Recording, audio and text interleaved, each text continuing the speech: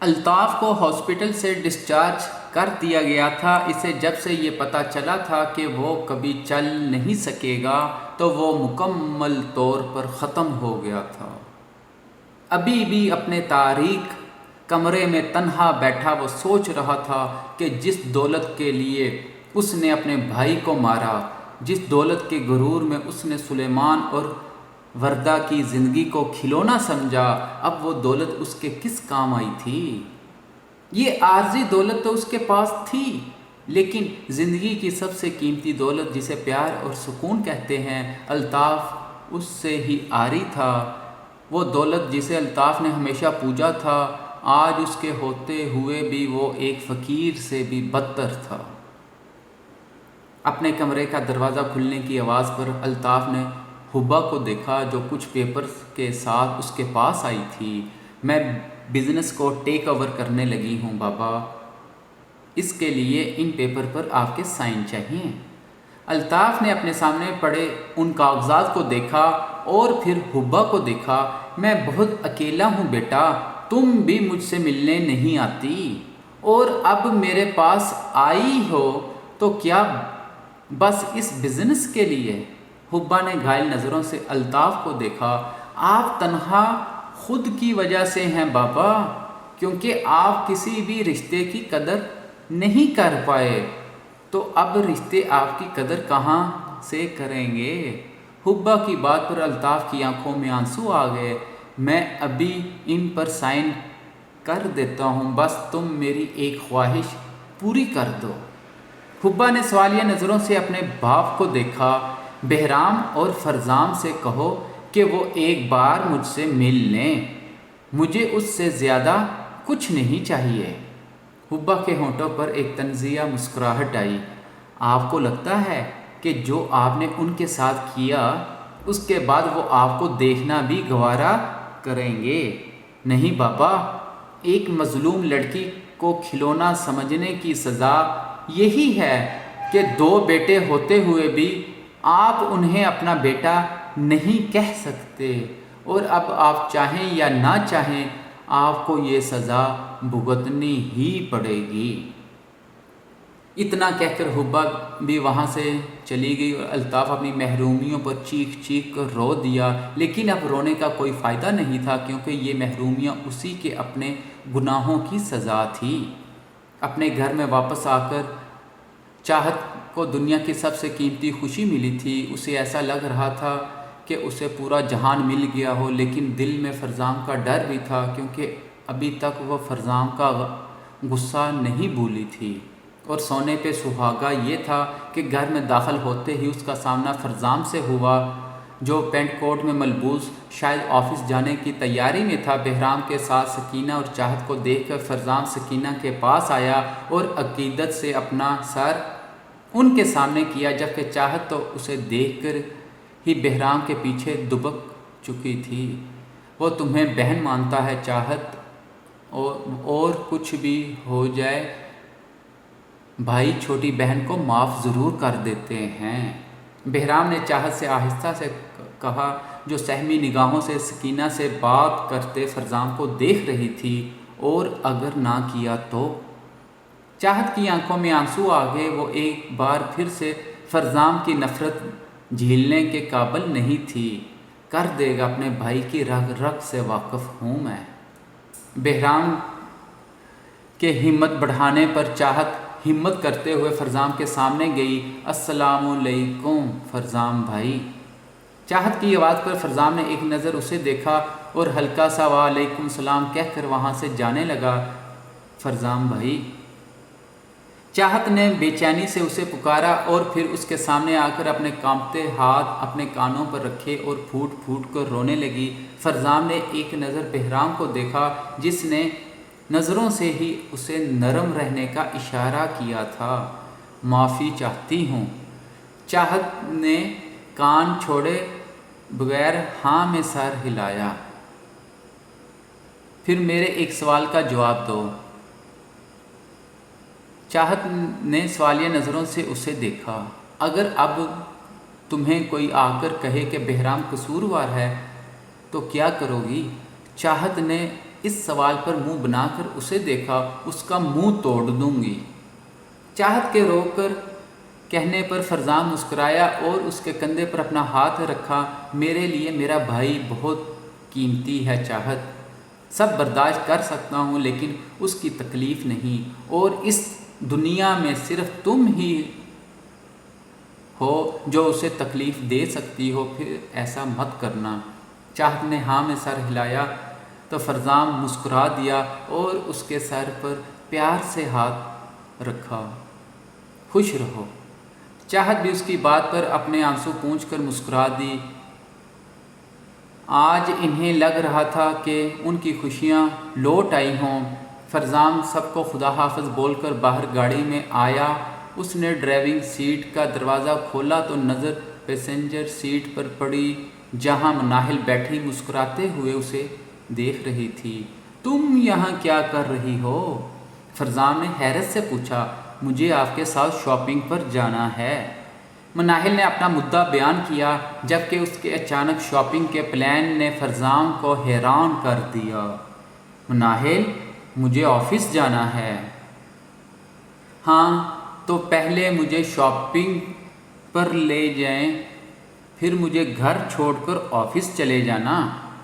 فرزان اس کے اتنی بہادری اور حق سے یہ بات کہنے پر دل میں بے انتہا خوش ہوا تھا، لیکن چہرے پر سنجیدگی جوں کی توں تھی۔ ہم پھر کبھی چلیں گے شاپنگ پر، ابھی مجھے کام ہے۔ مناہل نے فوراً انکار میں سر ہلایا۔ یا تو آپ مجھے شاپنگ پر لے جائیں یا میں اکیلے چلی جاؤں گی، لیکن مجھے ابھی جانا ہے شاپنگ پر۔ فرزان نے مناہل کی ضد پر گہرا سانس لیتے ہوئے گاڑی سٹارٹ کر دی۔ اب کچھ بھی ہو جاتا وہ مناہل کو اکیلے کہیں جانا برداشت نہیں کرتا۔ وہ تھوڑی دیر کی ڈرائیو کے بعد اسے سینٹورس مال لے آیا۔ کیا چاہیے تمہیں؟ فرزان نے مال میں داخل ہوتے ہوئے پوچھا۔ سینڈل۔ مناہل کی بات پر فرزان نے آنکھیں سکیڑ کر اسے دیکھا۔ صرف ایک سینڈل کے لیے تم نے اتنی ضد کی؟ مناہل کے ہونٹوں کو مسکراہٹ نے چھوا۔ ہاں تو میرا حق بنتا ہے ضد کرنا اور اسے پورا کرنا آپ کا فرض۔ فرزان نے آئی برو اچکا کر اسے دیکھا۔ اس کے چہرے پر اس نئے کانفیڈنس کو دیکھا۔ اس طرح تمہارا کچھ فرض بھی بنتا ہے مناہل خانزادہ، جو میرا حق ہے، لیکن اس کی پرواہ کبھی کی ہے تم نے؟ مناہل کے گال اس کی بات پر گلابی ہو گئے، لیکن وہ اس کے سوال کو نظر انداز کرتی جوتوں کے ایریے کی جانب چل دی۔ بہت دیکھنے کے بعد اسے ایک نیلے رنگ کا جوتا پسند آیا جو ہائی ہیلز کے ساتھ موتیوں سے بھرا بہت زیادہ خوبصورت لگ رہا تھا۔ مجھے یہ دیکھنا ہے، مناہل نے فرزان سے کہا تو وہ سیلز بوائے کو اشارہ کرتا فون سنتے تھوڑا فاصلے پر چلا گیا۔ میم آپ کا سائز؟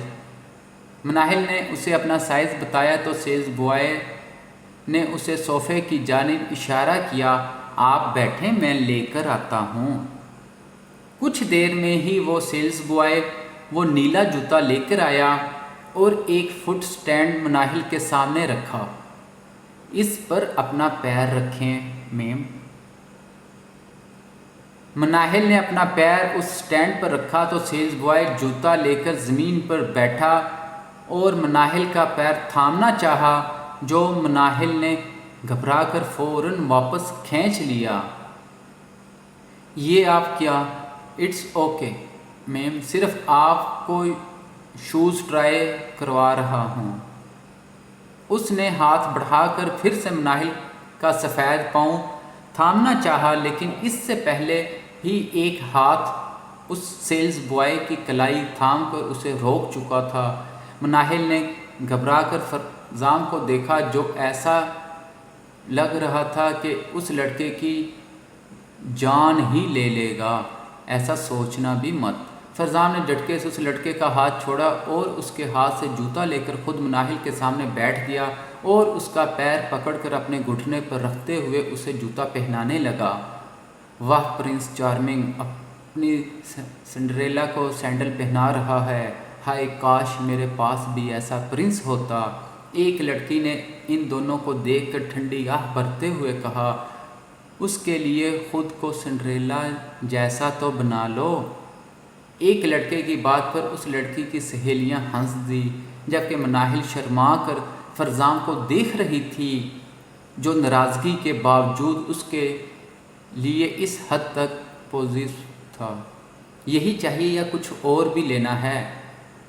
فرزام کے پوچھنے پر مناہل نے فوراً ہاں میں سر ہلایا، جیولری بھی چاہیے۔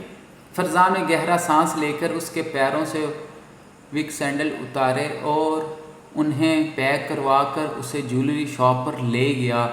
اس شاپ پر مناہل کو تو ہر دوسری شے پسند آ رہی تھی، لیکن فرزام کا سر ہر چیز پر انکار میں ہلتا دیکھ اس نے منہ بنا لیا۔ آخر آپ کو پسند کیا آئے گا؟ وہ جو میری من کے قابل ہو، فرزام نے سنجیدگی سے کہا، اور پھر آخر کار اسے ایک ڈائمنڈ کا ہلکا اور انتہائی نفیس سا پینڈنٹ اور ٹاپس فرزام کو پسند آئے تو انہیں پیک کرواتا مناہل کو لے کر واپس خانزادہ مینشن جانے لگا۔ ویسے تمہیں یہ سب اتنا ارجنٹ کیوں چاہیے تھا؟ فرزام نے ڈرائیو کرتے ہوئے پوچھا۔ بس یوں ہی دیکھنا چاہتی تھی کہ میرا شوہر کنجوس تو نہیں۔ مناہل کی بات پر پل بھر کے لیے فرزام کا ڈمپل نمایاں ہوا اور پھر غائب ہو گیا۔ فرزام نے گاڑی پورچ میں کھڑی کی اور آگے ہو کر مناہل کی جانب کا دروازہ کھول دیا۔ آپ آج جلدی واپس آ جائیں گے؟ مناہل نے اتنی چاہت سے پوچھا کہ فرزام کا دل کیا کہ وہ جائے ہی نہ۔ کیوں، کوئی خاص کام ہے؟ مناہل کے رخسار اس عام سی بات پر ایسے گلابی ہوئے جیسے کہ فرزام نے کوئی رومانٹک بات کر دی ہو۔ نہیں، لیکن پلیز جلدی آ جانا۔ اتنا کہہ کر مناہل گاڑی سے نکل گئی اور اس کے نظروں سے اوجھل ہونے تک فرزام وہیں رکا اسے دیکھتا رہا۔ تم کیا جانو میرے جنون کہ تم سے ناراض رہنا کس قدر مشکل کام ہے۔ فرزام کے گال پر ایک ڈمپل نمایاں ہوا اور پھر وہ گاڑی کو بھگاتا اپنے کام کی جانب چلا گیا۔ آپ کو کچھ چاہیے تو نہیں؟ آپ کی طبیعت تو ٹھیک ہے نا؟ کہیں درد تو نہیں ہو رہا؟ صبح سے چاہت نہ جانے کتنی ہی بار بہرام سے یہ باتیں پوچھ چکی تھی، حالانکہ بہرام اسے کتنی ہی بار یہ بتا چکا تھا کہ وہ ٹھیک ہے، لیکن چاہت کو تو جیسے یقین ہی نہیں آ رہا تھا۔ ابھی بھی سب کے اپنے کمروں میں جانے کے بعد چاہت اس کے ساتھ بیڈ پر بیٹھتے ہی یہ پوچھنے بیٹھ گئی، اب اپنا میڈیکل کروا کے رپورٹ دکھاؤں تو یقین آئے گا کیا کہ میں ٹھیک ہوں؟ بہرام نے اکتا کر پوچھا، لیکن چاہت کو ہاں میں سر ہلاتا دیکھ کہا لگا کر ہنس دیا۔ تمہاری فکر مجھے اچھی لگتی ہے میری جان، لیکن مجھے میری بے فکری سی چاہت زیادہ پسند ہے۔ اس کے بعد پر نہ جانے کیوں چاہت کے ہونٹوں کی مسکراہٹ غائب ہو گئی۔ وہ چاہت اچھی نہیں تھی؟ بہرام نے اچانک ہی اسے بازو سے پکڑ کر اپنی جانب کھینچا تو وہ کٹی پتنگ کی طرح اس کے سینے سے آ لگی۔ خبردار، جو تم نے میری چاہت کے بارے میں کوئی بات کی، وہ جان ہے میری۔ چاہت نے نم آنکھوں سے اسے دیکھا۔ آپ اتنے اچھے کیسے ہیں خان جی؟ بہرام اس کی بات پر مسکرایا۔ وہ تو میں ہوں۔ چاہت اس کی بات پر ہنس دی۔ بہرام نے اس کا چہرہ ہاتھوں میں تھام کر اس کے آنسو پونچھ دیے۔ اب مجھے میری پرانی چاہت واپس کرو، جو ہر وقت الٹی سیدھی شرارتیں کر کے میرا سکون برباد کرے، کیونکہ اس بار میں سکون سے تمہاری شرارتیں برداشت نہیں کروں گا۔ بلکہ بہرام کے خاموش ہو جانے پر چاہت نے گھبرا کر پوچھا، بلکہ وہ کروں گا جو تمہاری شرارتیں دیکھ کر اور تمہاری اوٹ پٹانگ باتیں سن کر میرا کرنے کا دل کرتا تھا۔ کیا دل کرتا تھا؟ چاہت نے اس کے گال پر موجود ڈمپل کو چھوتے ہوئے پوچھا، جو بہرام کے کہنے کے مطابق صرف اس کی موجودگی میں نمایاں ہوتا تھا۔ یہ بہرام اتنا کہہ کر اس کے ہونٹوں پر جھکا اور اس اچانک حملے پر چاہت کی آنکھیں حیرت سے پھیل گئی۔ اس نے اپنے آپ کو بہرام کی پکڑ سے چھڑوانا چاہا، لیکن بہرام اپنی من مانی کرتا اسے مکمل طور پر بے بس کر گیا تھا۔ آخرکار اپنا دل بھر جانے پر بہرام اس سے دور ہوا تو چاہت اس کے سینے میں اپنا چہرہ چھپا گئی، جو گلاب کی مانند سرخ ہو رہا تھا۔ اگر آپ ایسا کریں گے تو میں کبھی بولوں گی بھی نہیں اور شرارتیں بھی نہیں کروں گی۔ ایویں اپنے شوہر کو بے شرم بنانے کا گناہ چڑھ جائے گا میرے سر۔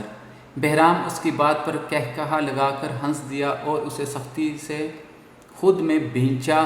زندگی پل بھر میں ہی کتنی حسین لگنے لگی تھی۔ وہ تو تم کچھ بھی کر لو میری جان، شوہر کو بے شرم کرنے کا گناہ تو تمہارے سر چڑھنا ہی ہے۔ اتنا کہہ کر بہرام اسے مزید بولنے کا موقع دیے بغیر اپنی پناہوں میں چھپا کر اور ایک بار پھر سے چاہت بخوشی اپنے آپ کو اس کی محبتوں کے سپرد کر گئی۔ وہ ہی تو اس کے جسم و جان کا مالک تھا، چاہت کا رواں رواں اس کی امانت تھا، تو اس سے کیسا کترانا۔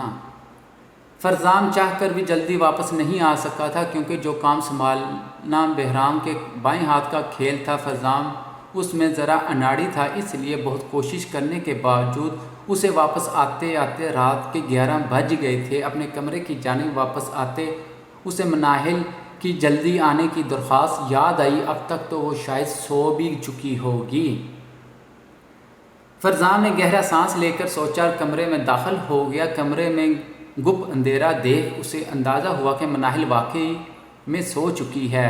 وہ اندھیرے میں ہی بیڈ کے پاس جانے لگا تاکہ اسے ڈسٹرب کیے بغیر اسے محسوس کر کے اپنے دل کو سکون دے سکے، لیکن تبھی کمرے کی لائٹ آن ہوئی۔ فرزام نے مڑ کر دروازے کے پاس کھڑی مناہل کو دیکھا تو اسے لگا تو سانس تک لینا بھول گیا۔ اس وقت مناہل نیلے رنگ کی میکسی پہنے وہاں کھڑی تھی، اور وہ وہی میکسی تھی جو فرزام نے اسے مری میں دی تھی۔ سلیو لیس بازو کو چھپانے کے لیے مناہل نے اپنے گھنے بال کندھوں پر پھیلائے تھے، لیکن اس نے اس کی خوبصورتی میں اضافہ ہی کیا تھا۔ فرزام خواب کی اسی کیفیت میں اس کے قریب ہوا تو وہ اسے پینڈنٹ مناہل کی گردن میں نظر آیا، جو اس نے صبح اسے دلایا تھا۔ اس کو مسلسل خاموشی سے خود کو دیکھتا پا کر مناہل کنفیوز ہوتی اپنا سر جھکا گئی۔ کیسی لگ رہی ہوں؟ مناہل کی گھبرائی سی آواز پر فرزام مسکراتے ہوئے اس کے پاس آیا اور ٹھوڈی سے پکڑ کر اس کا حسین چہرہ اوپر کیا۔ میری من لگ رہی ہو۔ فرزام کی بات پر مناہل کے چہرے کی خوشی دیکھنے والی تھی۔ تو کیا آپ نے مجھے معاف کر دیا؟ مناہل نے بہت امید سے پوچھا، اور فرزام نے اس کا چہرہ ہاتھ میں تھام لیا۔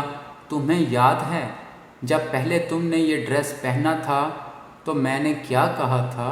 فرزام کے اپنا ہی سوال پوچھنے پر مناہل فوراً اپنا سر جھکا گئی۔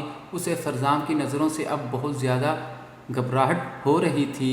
میں نے کہا تھا کہ اس کا مطلب ہوگا کہ تم مجھے اپنی مرضی سے اپنے قریب بلا رہی ہو، مجھے یہ حق دے رہی ہو کہ تمہیں مکمل طور پر اپنا بنا لوں۔ فرزام کی گمبھیر آواز مناہل کی نازک جان کانپ سی گئی۔ فرزام تو بولو، اسی لیے پہنا ہے کیا تم نے یہ ڈریس؟ مناہل اب سر جھکا کر اپنی انگلیاں چٹکانے لگی۔ مجھے لگا آپ کو یہ اچھا لگے گا تو آپ مجھے معاف کر دیں گے۔ فرزام کے ماتھے پر یہ بات سن کر بال آئے تھے۔ یعنی تم نے یہ ڈریس اس لیے نہیں پہنا کہ تم مجھے اپنے قریب بلانا چاہ رہی تھی؟ مناہل نے گھبرا کر اسے دیکھا۔ وہ چاہ کر بھی یہ بات فرزام سے نہیں کہہ سکتی تھی۔ اس کی بولڈنس تو مکمل طور پر اس ڈریس کے پہننے تک ہی محدود تھی۔ لیکن اس کی خاموشی کو دیکھ کر فرزام کے ماتھے پر بال آئے اور وہ وہاں سے جانے لگا۔